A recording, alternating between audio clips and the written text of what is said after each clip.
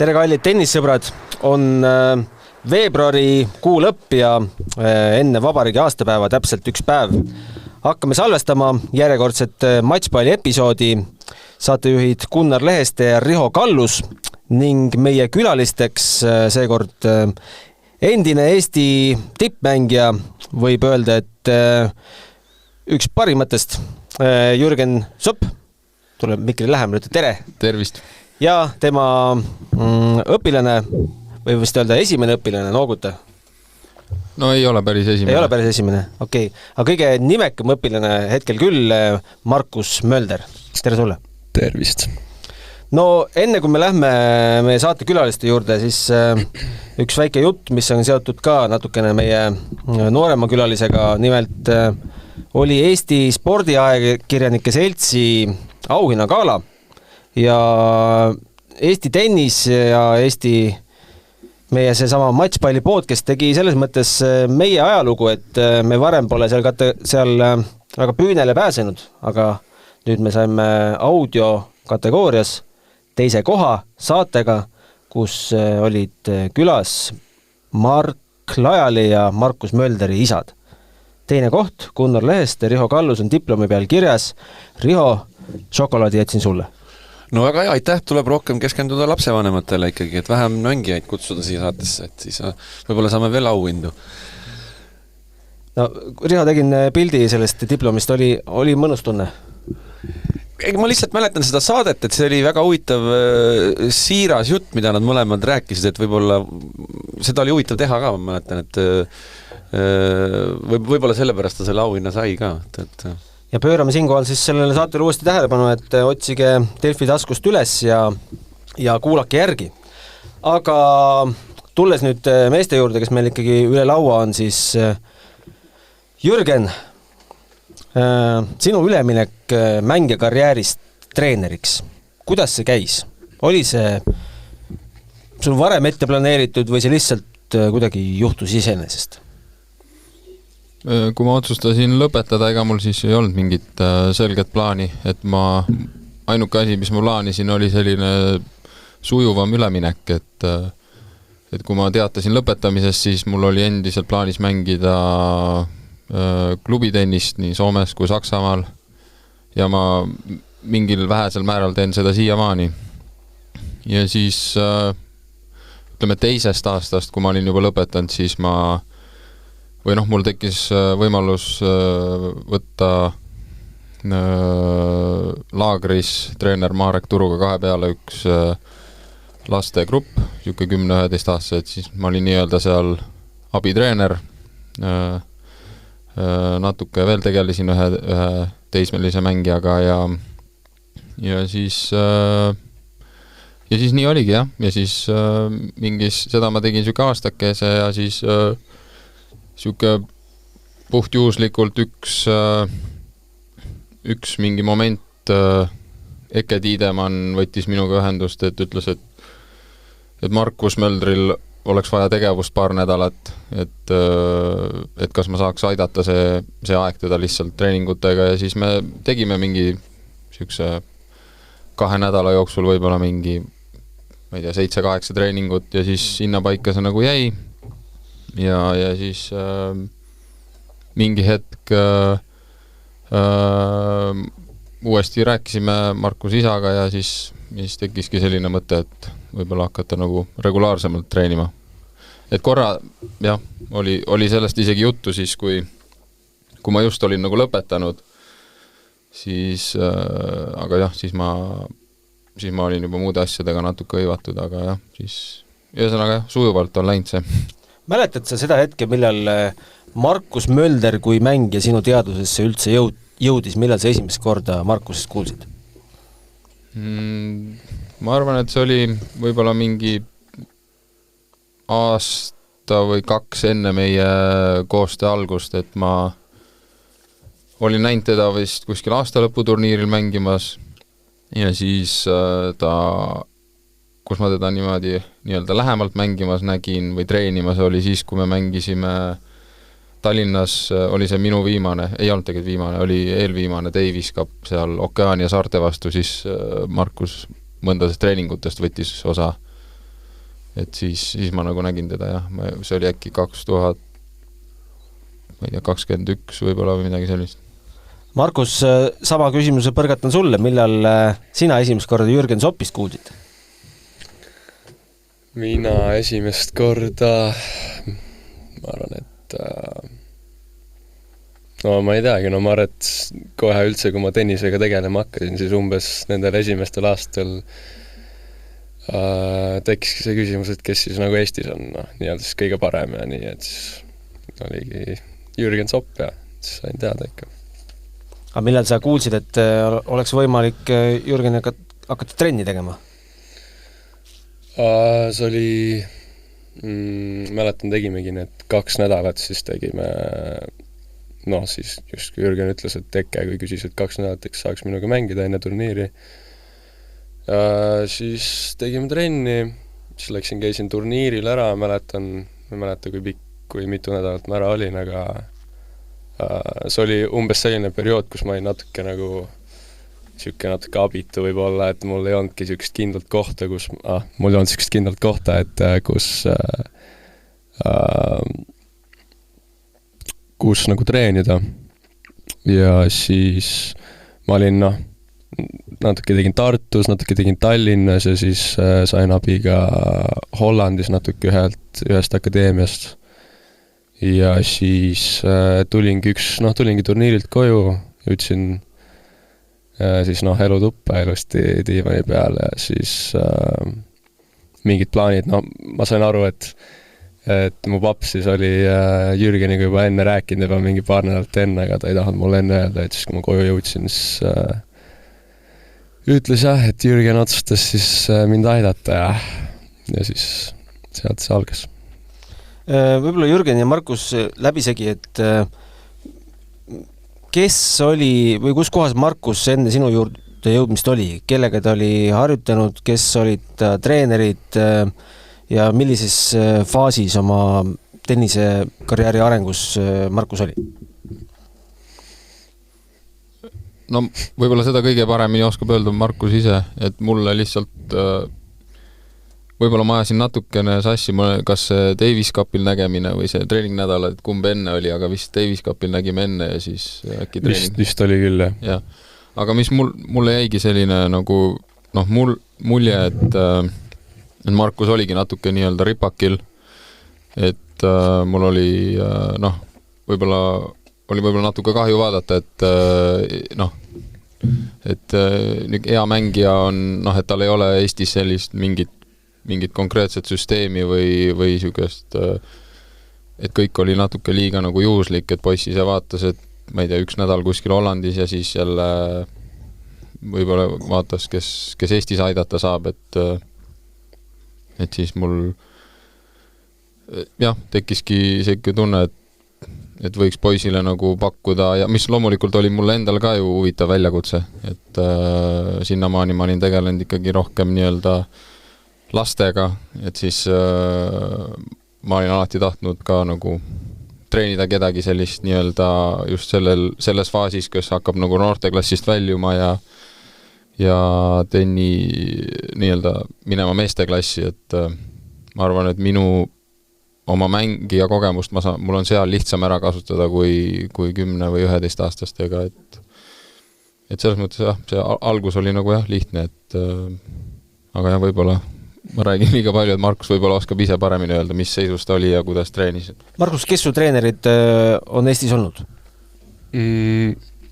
Esimene treener mul pikalt oli siis Martin Kais.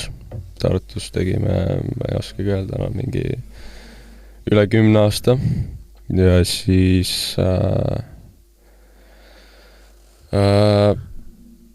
seal hakkas nagu neid sparring siis partnereid või nii, et need hakkasid natukene siis nagu vähenema ja üldse kõik see asi oli natukene siuke võib-olla ebaprofessionaalne ja siis hakkasingi otsima võib-olla mingeid muid võimalusi, proovisin natukene paar nädalat seal ühes Rootsis, seal Kuutu Greidi akadeemias ja siis mitu korda olin külastanud ka Hollandi ühte Van Hulsti akadeemiat ja siis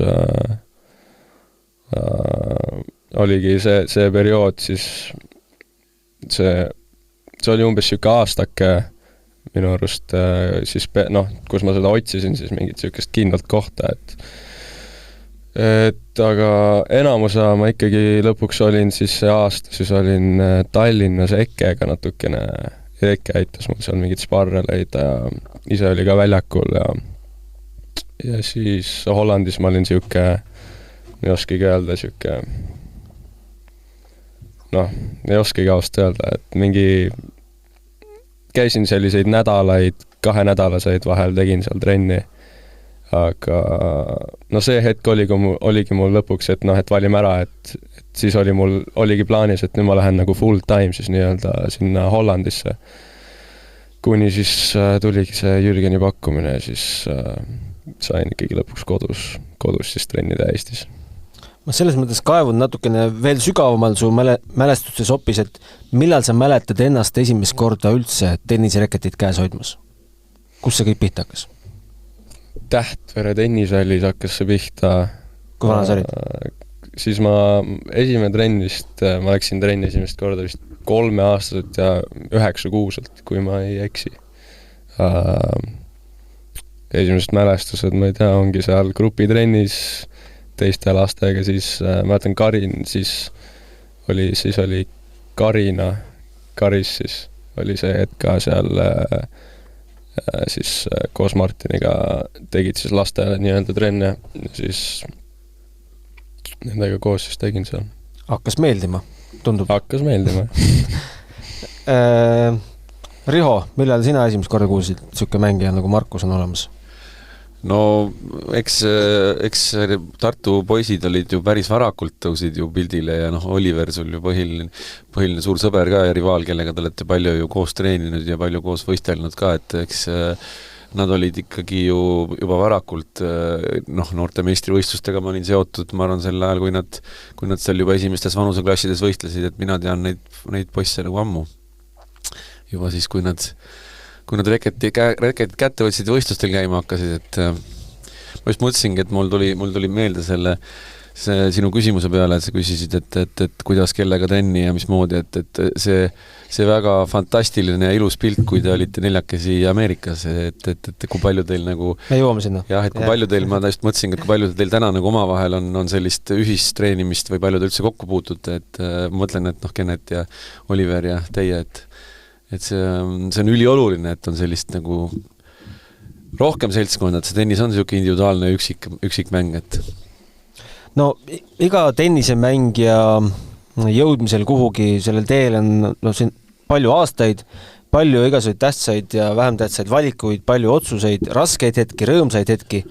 Me ei jõuagi kõigist Markuse hetketest rääkida, aga Markus ja Jürgen, millised on olnud teie nende napi paari, mitu aastat see juba on kestnud teil koos töö? No nüüd umbes 1,5 aastat. Selle 1,5 aasta kõige raskemad ja kõige rõõmsamad hetked. Alustame raskematest. No raskemad on kindlasti olnud Markuse vigastused, et on pidanud paar korda käima operatsioonilaual ja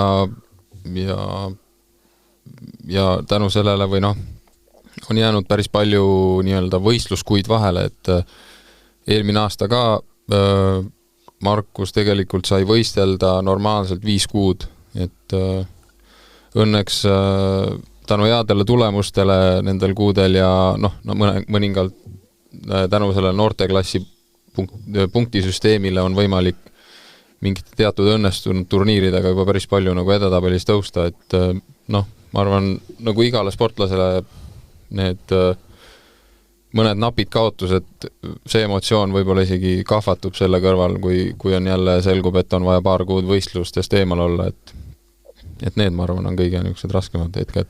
Kuulge, aga rääkige korra nendest operatsioonidest, kui te nüüd nagu tagasi vaatate, et mis siis juhtus täpselt? Ma neid täpseid võib-olla neid aegu nii hästi ei oska öelda, aeg võib veel olla lihtsalt vigastuse iseloome sellised asjad. Mul on olnud 2 songa operatsiooni Siis sellest umbes peale selle oppi siis oled tennisereksi ei puuduta, siis siuke, ma arvan, äkki oli 6 aega. Ja siis seal on ka siukse, et alguses hakkad mängima ilma servita, mängid lihtsalt mingeid asju, mida siis saad teha.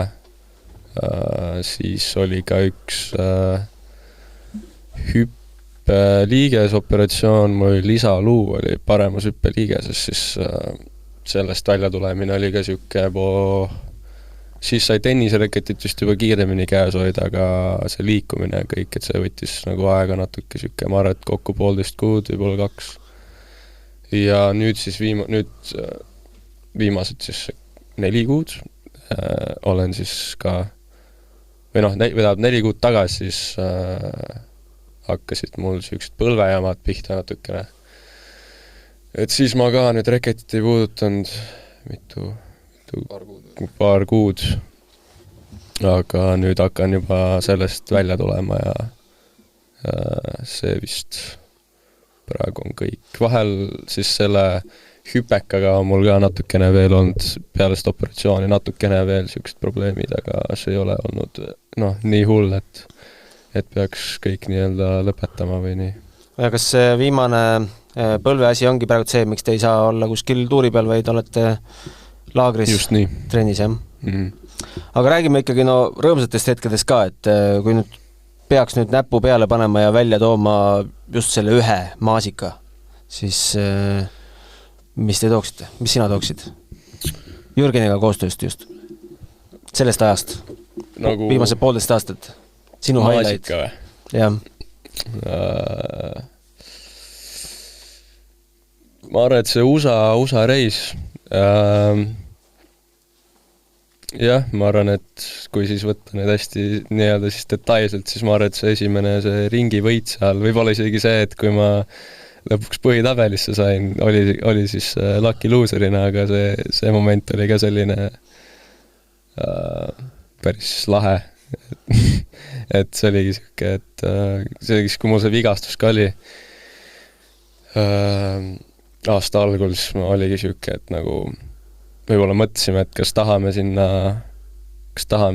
et kas lähme hakkame võib-olla mehi mängima või kohe, et või siis ikkagi proovime seda Grand Slam juniorit ikkagi püüda, et siis otsustasime, et proovime püüda ja kõik läks nagu päris sujuvalt, et sain Wimbledoni ka mängida kvalifikatsiooni muidugi, aga siiski ma arvan, et see siis oleks minu jaoks võib-olla üks siuke. Aga Ameerikas, mõtlen see turniiri lõpp, eks sa mängisid ju maailma 3. juuniori vastu. Oli vist? Yeah, ja sa olid vist servimas matšivõidule, et see küll, ütleme, see lõpp oli muidugi kurb oli, et see matš oli tegelikult nii lähedal, aga sa mängisid ju fantastiliselt hästi, et tegelikult suudad ju absoluutsete tippudega mängida võrdne võrdsega. Ei kindlasti jah, mul on alati see siis nii-öelda usk või nii olnud, et ma suudan mängida kõigi nendega, et võib-olla ongi natuke kinni natuke enesekindluses ja kunagi oli nüüd see viimane 1,5 aastat, mis me oleme trenniga teinud, et on nagu siuke võib-olla kindlustunne natuke, et asi liigub nagu õiges suunas, et saan iga päev trenni teha, et alati on nagu keegi olemas, kes aitab ja et see on ka hästi tähtis, ma ütleks. Aga palju sul selliste treeningutel on selliseid jutte Jürgeniga, kui Jürgen räägib, et võtta oma kogemustest, et ma mängisin seal Jack Sockiga, siis mul oli see, et juhtus nii. On selliseid asju ka, et kui palju ta sellist oma mängija kogemust sul jagab? Ma arvan, et ma olen alguses võib-olla rohkem küsisin ise nagu päris palju. Ma siiamaani küsin päris palju ka mängijate kohta. Ta ise tahab väga rääkida? Ei hakka jah, siin kaotusseisud enam jaolt. Ja ma teen nalja, et tegelikult olen isegi päris hämmingus natuke, et enamus tegelikult mingi tippmängijate, kui nii ongi mingi, põhimõtteliselt kõiki võitnud, nagu mingeid, siukseid mängeid, mida ise kogu aeg telekast vaatad. Absoluutselt. Et see on nagu päris lahe. Et vaatate koos US Openit ja siis Jürgen, teda ma võitsin seal Helsingis 2009. kui ta oli 9-aastane. tahad sa, ma hakkan nimetama neid nimesid praegu, keda sa võitnud oled, kui sa ei mäleta? Nimeta. Riho, ta on nii tagasi. Aga USA juurde tulles, et no US Open on ikkagi US Open, et väravast sisse läksid, siis vajus karp lahti ka, et kuhu ma nüüd tegelikult olen nagu välja jõudnud? Kindlasti, jah. No muidugi, alguses ma läksin muidugi kvalifikatsiooni, need levelid on ikkagi täiesti erinevad, et kvalifikatsioon põhitabelist. Oota, kvalifikatsioonimänge mängitakse kuskil mingis teises üks klubis sõidad tund aega kuskile bussiga ja mingid väljakud on, kus on veel mingid ekstra jooned on veel maas, ma ei mäleta, kas nendel turniirimänge mängiti, aga Ameerika jalgpallijooned? Põhimõtteliselt mingi sulka mingi väljak või mida iganes, no Ameerikas mitte,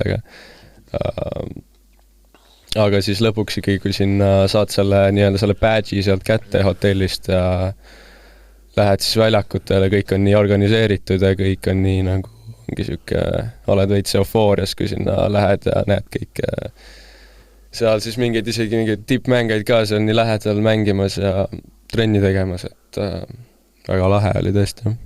No kvalist sa ei tulnud selles mõttes võitjana läbi, et jäid ootama, et kas saad naki luuserina või mitte. Kui väga mängija üldse nagu arvestab selle mõttega, et võib õnneks minna? Oli teil sel hetkel see teadmine olemas? Ütlen ausalt, mul oli siuke tunne küll, et ma kuidagi nii nagu enda peas nagu tundsin, et nagu et ma ikkagi see peaks ikkagi nii juhtuma, et ma seda põhitabelit mängin, peale kvalifikatsiooni kaotust muidugi, ma ei taha mingeid nüüd lootma hakata selle peale, et nüüd ma kindlalt saan sinna põhisse, aga mingi väike, pea siis seal kuskil siin peas kuskil tagapool oli küll siuke tunne, et kurat, võiks ikka ära tulla see ja siis Jürgen tuligi tuppa mingi hetk ütles, et kuule, et said põhisse, siis oli siuke, et natuke oli muidugi naljakas tunne, et ma tundsin, et ma oleks pidanud selle kvali, mul tegelikult oligi kaks mängu oli tegelikult mul, kus ma oleks saanud sinna põhitabelisse jõuda, oli siis eelmine nädal mängisin Kanadas, mängisin siis oleks mänginud siis Special Exempti peale ja oli nagu väga, väga head võimalused, aga tundsin ise natuke, et andsin selle mängu võib-olla natuke andsin ära, et siuke tunne oli ja siis kvalifikatsioonis ka see teine... Indialane Aryan Shah oli sul teises ringis. Et seal ka võib-olla natuke seal ka tundsin, et oleks võinud natuke paremini, aga 6-4, 0-6, 10-5 võit indialasele. Jah, et see natuke oli naljakas, kui ma sain lõpuks selle lucky loseri selle kätte, et tundsin, et kurat nii palju võimalusi ja lõpuks ikkagi saan nagu niimoodi võib-olla natuke õnne peale sisse, aga lõpuks ikkagi sain sealt põhiringist ühe võidu ja Jürgen tahtis midagi öelda? Jürgen tahtis oma lucky loseri kogemust rääkida Prantsusmaal. Oli ka päris okei. Ei tegelikult see Markuse see Kanada turniir tegelikult oli niimoodi, et see Kanada viimane mäng oli eelmine päev ja suht õhtul ka, et ta oligi siuke valus moment, et ta Kanadas vihma sadas ja tal oli vaja igal juhul nagu ära mängida, et ja siis ta ühe korra juba mängis tegelikult nii-öelda selle Special Exempti peale ehk põhisse saamise peale ja siis ta mängis seal ühe argentiinlasega 3 tundi. Fernando Cavallo. Ja siis 7-5, 4-6, 6-4. Ja siis sai seal sükse mõruda kaotuse ja siis me põhimõtteliselt kohe kiirustasime sealt hotelli, et ruttu asjad kokku panna ja ruttu lennujaama jõuda õhtusele lennule ja siis jõudsime õhtul New Yorki ja siis järgmine päev kohe kell 8 bussiga väljakule sinna ja siis ühesõnaga see kõik oli hästi kokku pressitud. Et õnneks tähtis oli see esimene ring kuidagi võita ja siis juba nagu aga jah, see lucky loseri asi, see oli tegelikult 1-8, et seal oli peale kvalifinaalis kaotanuid oli 8 ja 1 koht oli ja siis jah, loosi õnn ütleme naeratas, et seal olime juba valmis koju minema, aga siis ikkagi selgus, et üks koht ikkagi on ja kas ma, Gunnar, võin ühe vaheküsimuse küsida Jürgeni käest? Tahtsin küsida Jürgeni käest, et ütle, kas kumba elu see närvilisem on, kas mängija elu või treeneri elu? Pingi peal istuda või väljaku peal olla? Ma ei tea, kumb on, ütleme, ma arvan, et ikkagi kokkuvõttes mängija elu on raskem ja närvilisem. Et selles mõttes loomulikult treener, ma pean pingi peal ka varjama oma emotsioone ja nagu selles mõttes ma võimalikult vähe Markusele enda närvilisust välja näitama, aga ikkagi ma arvan, et selle suure töö ja selle peab kõik ikkagi, see on ikkagi mängija õlgadel ja kõik see füüsiline pingutus ja loomulikult vaimselt pingutame mõlemad, aga ma arvan jah, et ikkagi ei saa kuidagi öelda, et treener on raskem olla kui mängija.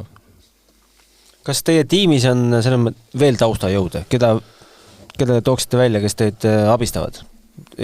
Tennise karjäär ei ole kunagi selline ainult treeneriga nokitsemine. Ükskõik kumb? Üldfüüsilise koha pealt aitab Risto Jamnes TalTechi spordiklubis siis tennise koha pealt Jürgen ja aitab ka natukene Soomes Federico, mis ta perekonna Ritchi, jah. Ruusuvoori treener, jah? Jah, Ruusuvoori treener. Vahel käime seal trenni tegemas. Ja ma küsin kohe, mis vaadet tema juurde annab? Temaga meil lihtsalt Tenniseliidu president Enn Pain pakkus nii-öelda minule ja Kennetile US Openi ajal välja sellise variandi, et meil oleks kellegilt nagu nõu küsida ja kellega konsulteerida ja vahest küsida teist arvamust ja kuna mõtlen siis vahepeal Kennetile kui Oliver Ojakäru. Just, jah.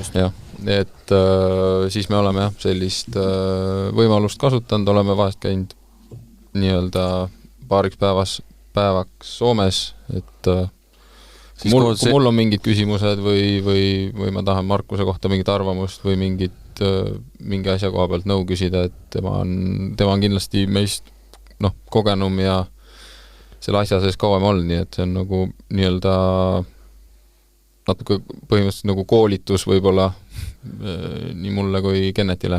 No kunagi ta oli Kenneti treener ka, kuna te Emiliga koos tegid, kas teil siis satub vahest, et te olete Emiliga teete trenni ka koos või? Jah, on sattunud küll nii, Oliveril vist rohkem, aga ühe korra mängis Markus Emiliga enne Helsingi Challengeri ja ikka on jah.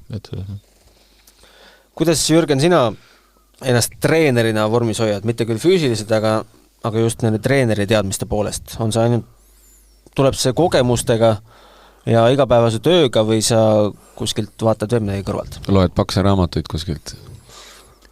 Ma ütleks eelmisele küsimusele veel, loomulikult lisaks on ka Markuse isa ja perekond, tänu kellele me saame seda kõike siin teha ja on Markusel ka toetajad, et selles mõttes. Kuidas ma vormis hoian? Füüsiliselt hoian vormis nii, et ma pean Markusega vahest mängima rohkem, kui ma ise mängisin oma karjääri lõpus, et selles mõttes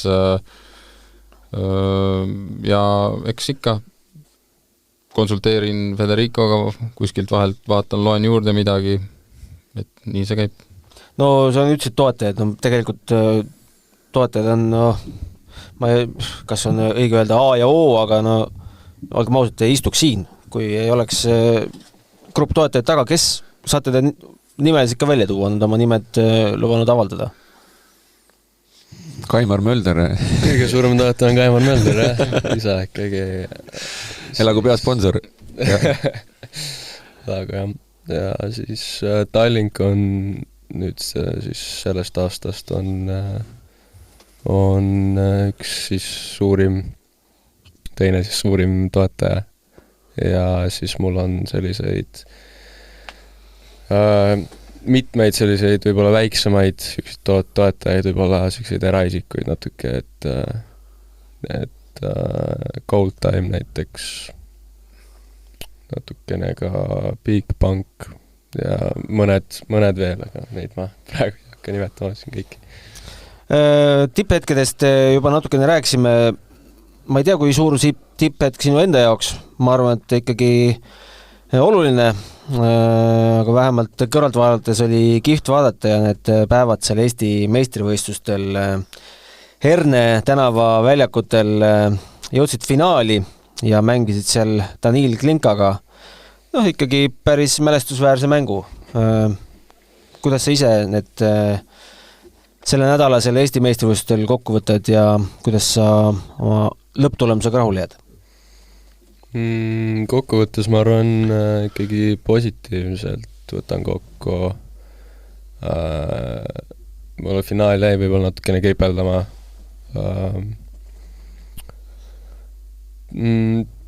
Kuidas ma ütlen, tundsin natukene võib-olla närvidest natukene krampe mängu jooksul, mis natukene võib-olla takistasid takistasid minu seda parimat mängu siis või nii. Nagu füüsilisi krampe närvidest? See asi on võimalik, et tekib? Jah, on küll jah, et peast? Jah, on küll, et sest tavaliselt mängid kuskil 3-setilisi mänge, ei tunne mitte midagi ja siis mängid seal finaalis siis 5 parem, aga ikkagi teises setis juba hakkavad krambid mingisugused, et see esimene sett, ma mäletan, oli ka siuke hästi pikk ja kiires lõppmängus ikkagi, et siis lõpuks ma selle seti siis sain finišijoonelt sain läbi jookstud ja siis tekkiski võib-olla siuke pingelangus natuke ja siis kuidagi tundsin, et võib-olla kerge siuke väsimus võib-olla füüsiliselt võib-olla natukene ja siis oligi, ma ei tea, mentaalselt oli siuke natuke raske, ütleme nii, aga kogemusena kindlasti siuke hea, et ma arvan, et neid on natuke rohkem vaja, et siis ongi mingi 5-setilisi mänge või üldse siukseid suuremaid mänge, kus ongi rohkem pealtvaatajaid ja mida iganes, et siis saan harjuda. Ma arvan, ma räägin õigust, kui ma ütlen, et rohkem pealtvaatajaid oli rohkem kui US Openi esimestes ringides noorteturniiril. Oli nii või? Ma vist ei ütleks.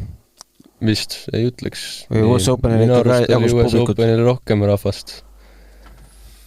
Ja see teine mäng, mis sa mängisid selle maailma 3. siis oli siis oli päris suur tribüün. See päris korralikult täisravast. Aga ikka jah, ma arvan, Estikate finaal ikka on üks suurema rahva hulgas mängitud mänge sulle. Aga kas selle, on siis, kui palju see teissugune see publiku ees mängimine on, kui et publikut on vähem või üldse ei ole? Mis see peas muudab? Palju lahedam on kindlasti, mulle väga meeldib mängida, kui on rahvas vaatab selles mõttes. Ma ise ongi, et ma ei tunne mingisugust pinget või nii, aga lihtsalt kuidagi ma arvan, et alateaduses natukene tunned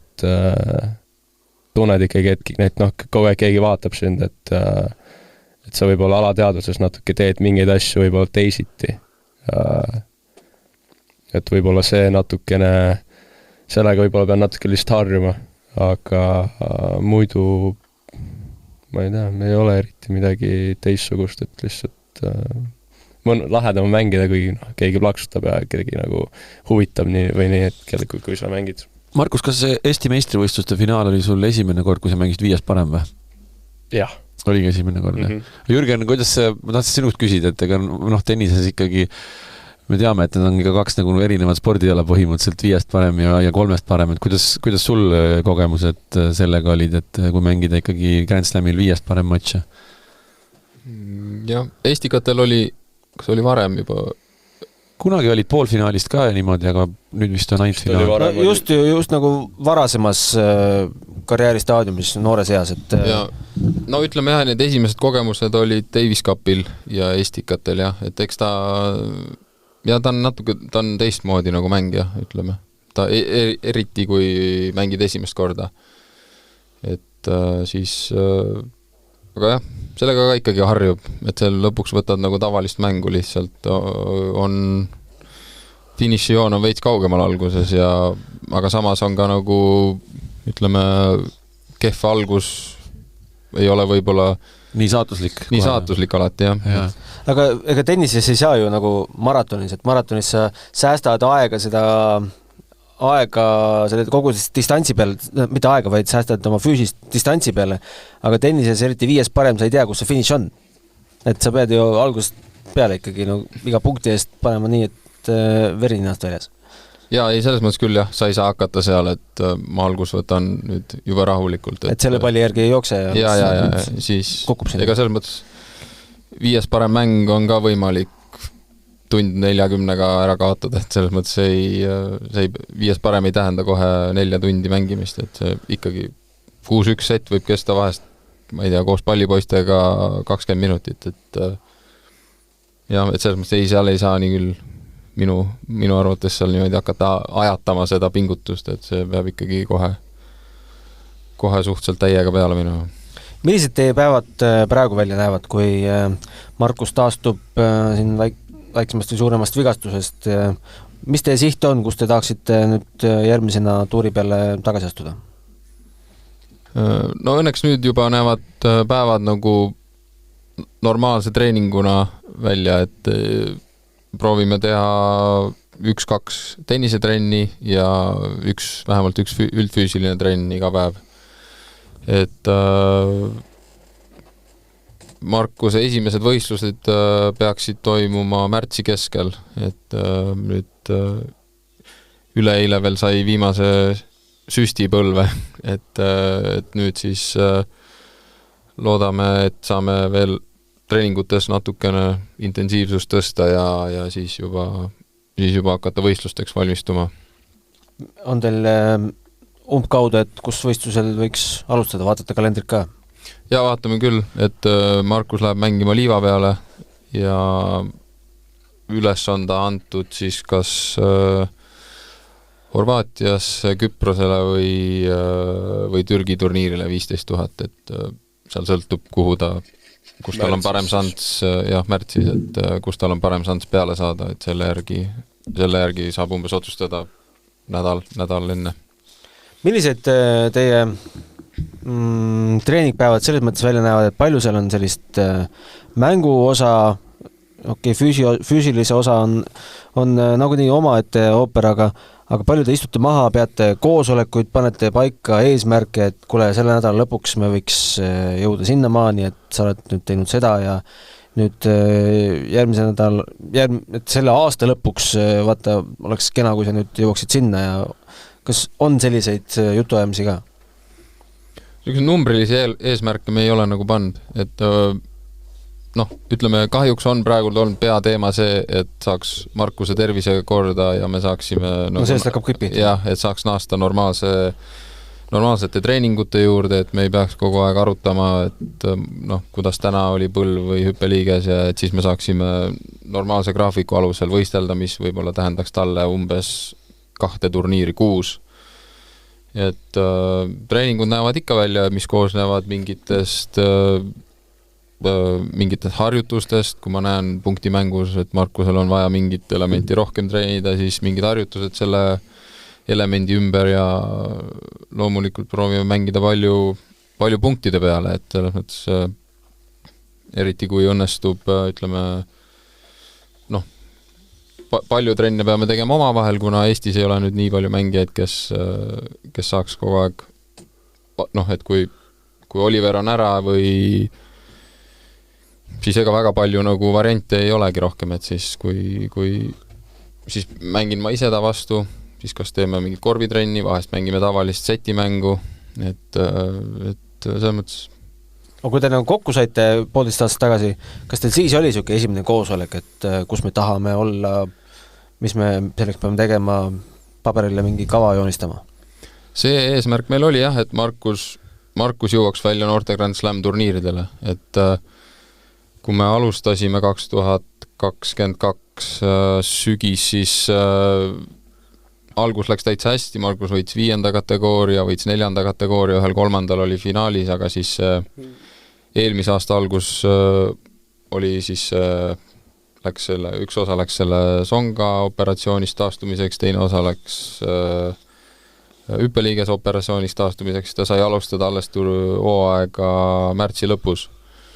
Et siis, ütleme, tundus see eesmärk nagu vaikselt, tundus nagu natukene kaugeks jääv, aga õnneks siis Markus alustas suhteliselt kohe liivaturniiridel hästi, võitis teise kategooria, siin nii-öelda saime selle sinna graafikusse nagu tagasi. Tšehhis Pilsenis?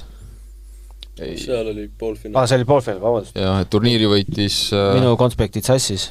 Rumeenias oli kõigepealt poolfinaalis võitis paarismängu ja siis Saksamaal võitis teise kategooria turniiri, et siis nii-öelda oli see nii-öelda unistus tundus jälle reaalne, et see oli küll meil, ütleme, kui mingi konkreetselt tulemuste ja Hannoveris. Kuule, aga räägi, Markus, kui sa nüüd siin pead valdavalt treeneriga mängima sette, et kuidas treeneri pihta saab, et kuidas teil sotid on seal? Head to head. Head to head või? Tõe hetk on saabunud. Sa ei pea vastama, kui sa Okei, ma sain juba aru, mida see tähendab. Mul on ikka palju vigastusi olnud. Aga olete täis matše pidanud ka või? Seti oleme mänginud küll, jah. No jah. Aga ühesõnaga, Jürgen on tegelikult väga heas vormis. Oled võitnud ka, selge. Ei ole nõud. Me saame aru, et Jürgen on endiselt üliheas vormis. Kes on need Eestis põhilisemad sparripartnerid, kellega te teete? Või ongi nii, et Eestis tegelikult enam ei ole väga palju? No tõesti väga palju ei ole, jah. Oliveriga, vahel Genetiga, vahel Georg Strashiga. Ja see on põhimõtteliselt kõik. Jah. Deniss Majorov paar korda vist. Ja ei olegi vist. Vot Siimuga oleme teinud. Siim Troost on käinud, jah. Siim Troostiga. Ja see on kõik vist praegu, ma ütleks. Räägime mängulisest hetkeseisust ja eesmärkidest ka, et mis too ikkagi treenerina praegu Markuse selged trumbid välja ja kitsaskohad, et mida nüüd see aasta võiks timmida. Alustame põhjalikult kitsaskohtadest. Alustame ikkagi headest asjadest seekord. Ma arvan, Markuse tugevus on selline plahvatuslikkus. Mänguliselt mina väga näen, et tema eeskäsi on juba relv, aga võiks olla veel suurem relv. Ütleme, kui meesteklassis hakata edasi minema, siis servi osa tähtsus alati suureneb, ehk sellega peame tööd tegema. Et neid kohti on, jah. Aga milline Markus isikuomadustelt on? Tahad ise vastata? No, ennast on väga raske niimoodi öelda, et sina treenerina oled näinud oma mängijakarjääris ka väga palju erinevaid isiksusi ja tunned, milline sa ise seespoolt olid, et kas midagi sinu sarnast ka seal selle noormehe sees peitub? Ja kui siis mis? Raske küsimus, ma ei olegi niimoodi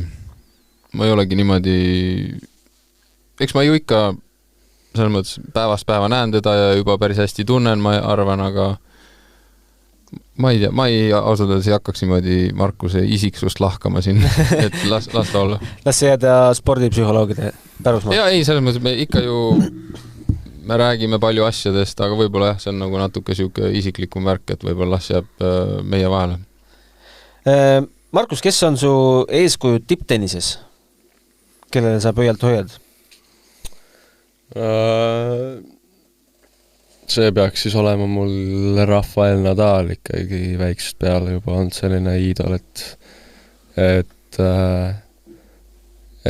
kui tennist vaatan, siis mõtlen ikka kogu aeg nii-öelda tema peale, et tahan, et tema oleks nii-öelda kõige paremini läheks lõppkokkuvõttes, et kui mingi rekordeid või asju vaatan, et siis mõtlen alati tema peale, et kuidas kõik läheks lõpuks nii, et tema on ikka kõige paremini, et ta on mul olnud jah, selline iidol või nii. Aga kui Rahva nüüd järgmine aasta või see aasta ära lõpetab, siis oled sa selline nagu muusika mõistes vanad rokipeerud, et ma seda uut muusikat ei hakkagi kuulama, et ma neid uusi mehi fännama ka ei hakka? ei, mingid kindlasti on, aga ei, mulle isiklikult meeldivad küll need vanad mängijad siis nii-öelda, et ma olen väikest peale kogu aeg vaatasin tennist, olen hästi suur fänn olnud, et väga nii-öelda siis hoian pöialt siis kõikidele nendele vanematele mängijatele, et jah. Oled sa mingite teiste spordialadega ka tegelenud või ainult 3-aastaselt peale tennis mänginud? Väiksena ikka jalgpalli mängisin paar aastat, ujumas käisin paar aastat ujumistennis ja rohkem vist ei olegi, jah. Kui sa tennisetrenni ei tee ja tennisele ei mõtle, siis mis tegevused su igapäeva ellu veel mahuvad? Mis su hobid, huvid? Igapäeva ellu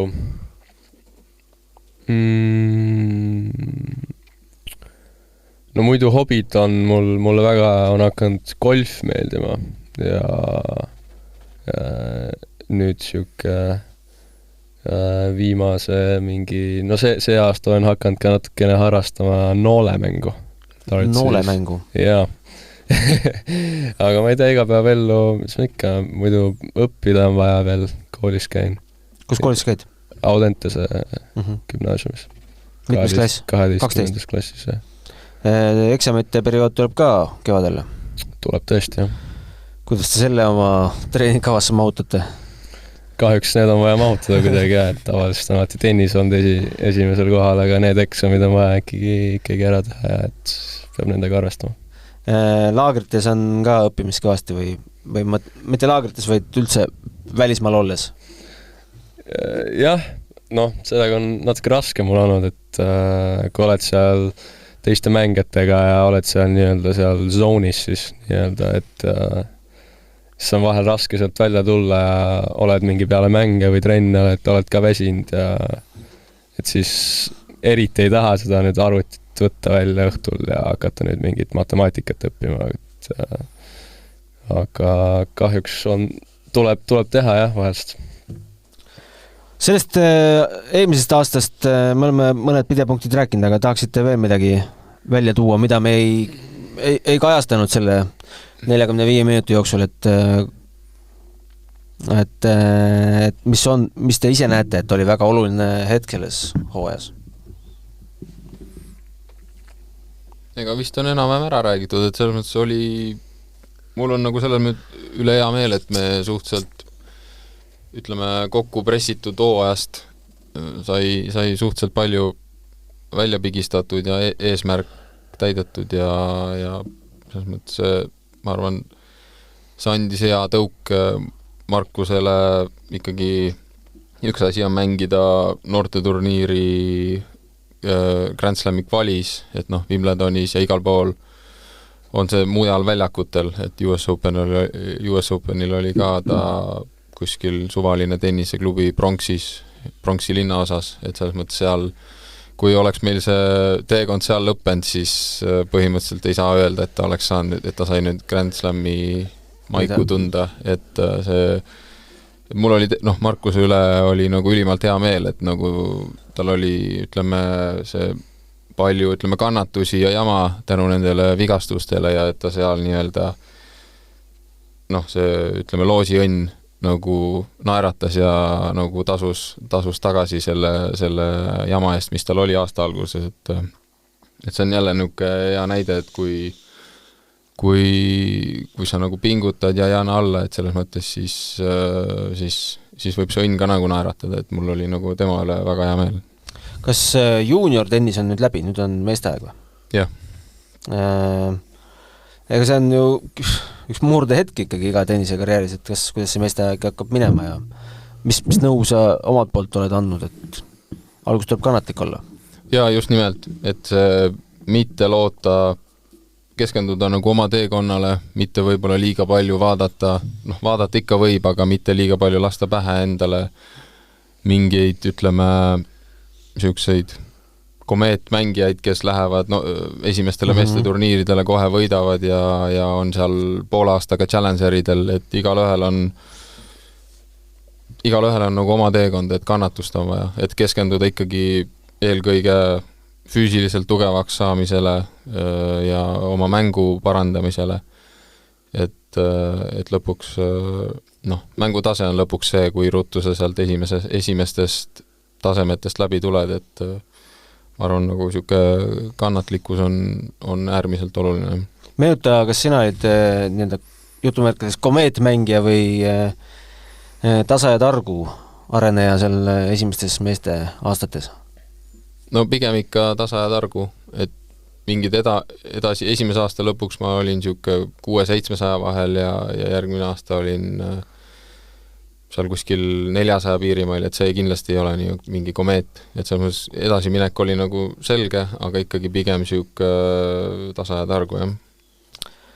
No selge, Riho, on sul veel mõtted tähelepanekuid? Ja ma tahtsin küsida Jürgeni käest, et siin märtsi keskel on ju Eestil Davis Cup kohtumine Iraaniga, Sri Lankal. On sul sõber kapten Vovaga juttu olnud, mis koosseisus sinna minnakse ja kes seal Eestit esindavad? On sul selle kohta mingit infot?